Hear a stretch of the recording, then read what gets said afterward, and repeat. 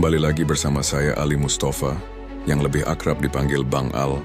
Kali ini di episode 2, kita akan mengkaji tentang lika-liku perjuangan Pak AR dalam menjalankan tugas sebagai pimpinan pusat Muhammadiyah. Banyak hal yang akan kami sampaikan kepada rekan-rekan semua, dan ini adalah salah satu kisah luar biasa perjuangan Pak AR dalam memimpin Muhammadiyah. Sebelum kita bahas sebagai informasi saja, bahwa saya Bang Al pun bisa tumbuh besar dan dibesarkan pula oleh wasilah Muhammadiyah lewat amal usaha Muhammadiyah, yakni Pondok Pesantren Darul Ulum Muhammadiyah Galur, sebagai alma mater yang erat kaitannya dengan sang pemimpin Muhammadiyah, yakni Pak AR Fakhruddin. Tidak menunggu lama-lama, mari kita simak perjuangan sang pencerah teladan kita, Pak AR Fakhruddin. Sebagai pemimpin organisasi masyarakat Islam sebesar Muhammadiyah, Pak AR Fakhruddin tentu bisa mendapatkan harta yang diharapkannya dengan mudah, apakah itu mobil atau rumah tinggal. Tetapi sungguh hebat teladan kesederhanaan dari Pak AR, sapaan akrabnya, tidak pernah terpikir oleh Pak AR untuk menumpuk harta. Saat meninggal pun, Pak AR yang memimpin Muhammadiyah, dalam kurun lebih dari 22 tahun, belum memiliki rumah. Begitulah kesederhanaan Pak AR. Rumah besar yang ditempatinya sejak 1971 bukan milik pribadi melainkan milik persyarikatan Muhammadiyah.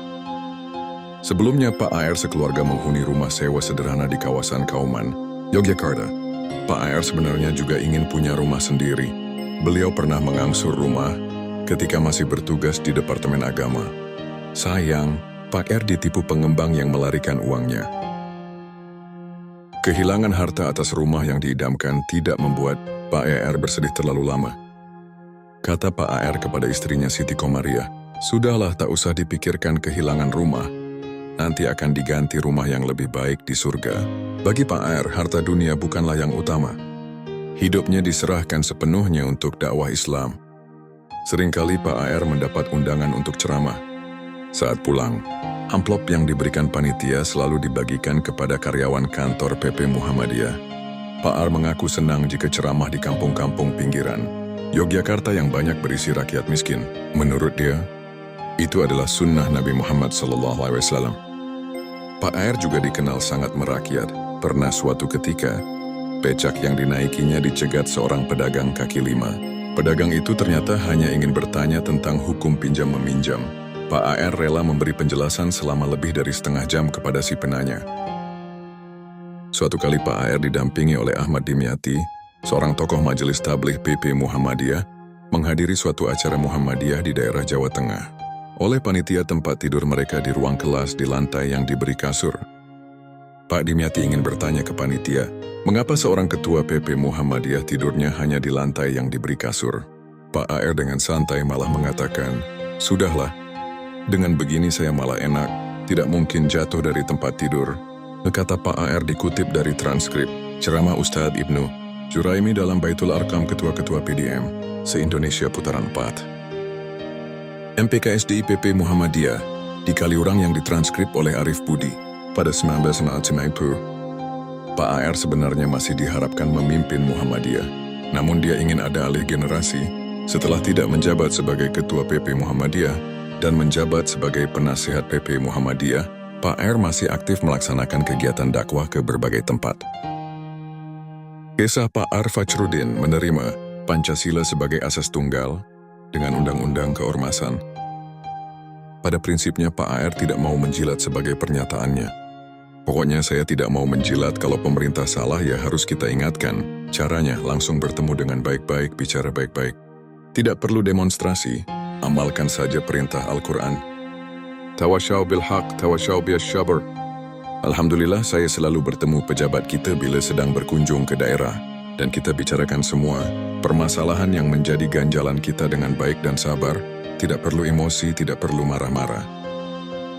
Waktu asas tunggal diundangkan, hal itu merupakan tantangan bagi Muhammadiyah. Melalui siaran radio, Pak Harto mengatakan bahwa semua kekuatan sosial, politik harus menerima asas Pancasila. Setelah mendengar siaran itu, Pak AR memanggil anggota PP Muhammadiyah yang ada di Yogyakarta. Para anggota PP Muhammadiyah itu juga mendengar bahwa semua kekuatan sosial dan politik, termasuk organisasi kemasyarakatan, harus berdasarkan Pancasila.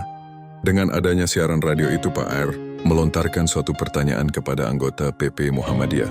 Berbagai tanggapan muncul dalam pertemuan itu, maka diambil keputusan agar umat Islam, khususnya anggota Muhammadiyah, untuk sementara bersikap diam. Pada pelantikan anggota DPR MPR tahun 1983, Pak Harto mengatakan, maksud asas Pancasila adalah asas bernegara, bermasyarakat, dan berpolitik.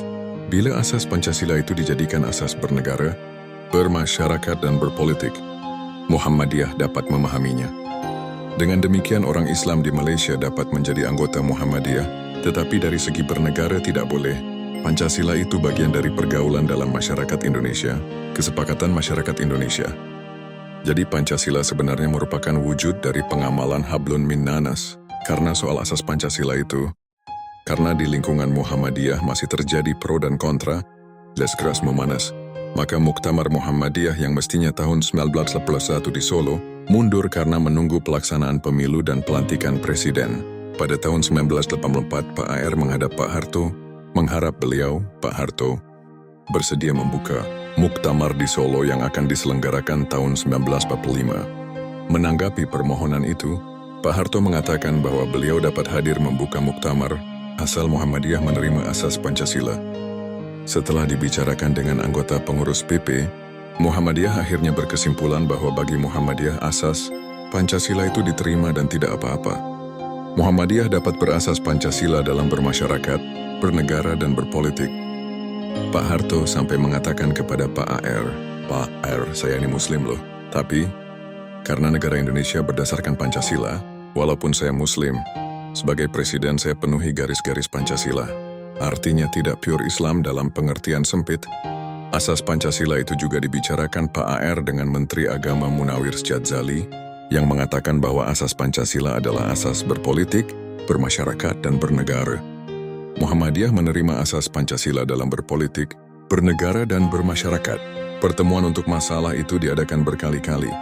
Pak AR diundang ke Jakarta untuk berbincang-bincang, atau kadang Menteri Munawir yang datang ke Yogyakarta. Proses ini cukup lama sehingga muktamar yang mestinya dilaksanakan tahun 1991 baru terlaksana pada tahun 1995. Dalam pembicaraan itu, Pak Munawir mengatakan bahwa sebenarnya Muhammadiyah ingin dijadikan pelopor untuk menerima asas Pancasila, tetapi yang lebih dulu yang memelopori adalah organisasi NU.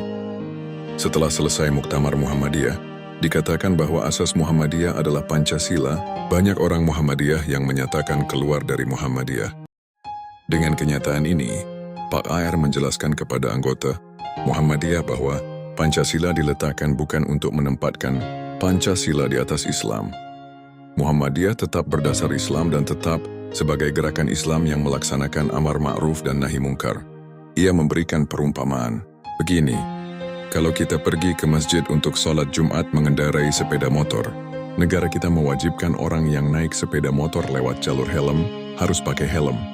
Karena lewat jalur helm saya gunakan helm tersebut tidak mengubah Islam saya. Niat saya sholat Jumat ikhlas dan untuk mencari ridho Allah. Anggap saja asas Pancasila sebagai helm. Akhirnya Pancasila diterima di Muktamar. Sejak tahun 1988, Pak AR banyak beristirahat karena sakit vertigo.